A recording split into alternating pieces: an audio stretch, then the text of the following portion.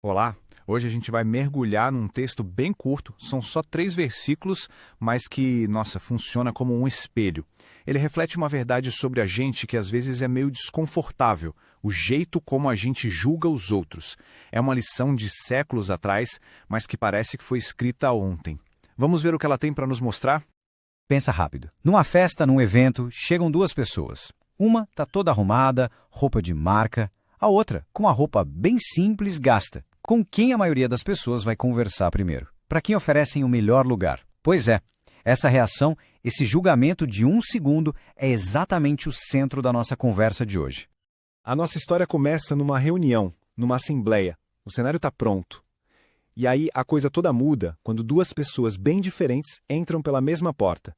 A diferença entre elas é gritante. É quase um experimento social acontecendo ali, na nossa frente.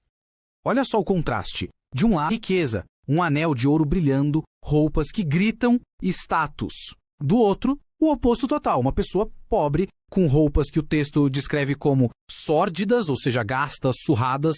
A diferença é colocada ali preto no branco e não é por acaso. Vamos olhar primeiro para esse visitante. O texto faz questão de dar os detalhes, o anel de ouro, os trajes preciosos. Isso aí são símbolos universais de riqueza, de influência. Ele não entra só como uma pessoa qualquer, ele entra representando o seu sucesso material. E logo em seguida, para deixar a diferença bem clara, chega o segundo visitante.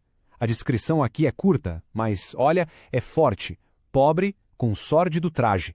Não tem nada ali que sugira importância ao status. A aparência dele comunica uma vida de dificuldades, de falta de recursos. Ok, então temos os dois personagens em cena. E agora? Como é que o pessoal que está lá reage a essa diferença tão óbvia? É exatamente aqui que o problema de verdade acontece. Nas ações que vêm a seguir. A reação é chocante de tão na cara que é. Pro homem rico, a oferta é imediata. Senta aqui, num lugar de honra. Já pro pobre, as opções são ordens humilhantes. Você? Fica aí em pé. Ou então, senta aí no chão, perto dos meus pés. Não tem nem como disfarçar o preconceito. E aqui está o ponto central da coisa toda, sabe? Ninguém ali perguntou do caráter deles, da história de vida, nada. O julgamento foi na hora, sem pensar, e totalmente superficial, baseado só no que se via. Foi a roupa, foi o anel que disseram quem valia mais e quem valia menos ali. E é aqui que o tom da conversa muda completamente. A história para de ser só uma observação e vira uma acusação direta.